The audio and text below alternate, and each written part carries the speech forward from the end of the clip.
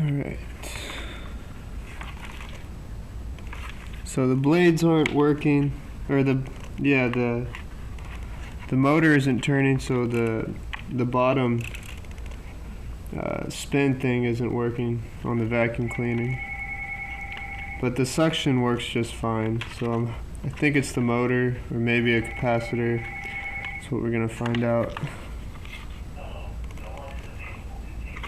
Well, let's see. This comes off.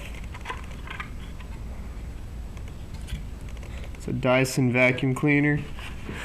I don't know if you can see, just so I know what to do, how to put it back together. That's why I'm taping this and I'm speaking. Just, I don't know why I'm talking about it. I guess so I can remember. Alright. So look, it has a little catch here. Little catch right here. So I gotta get a little screwdriver. It's got a spring.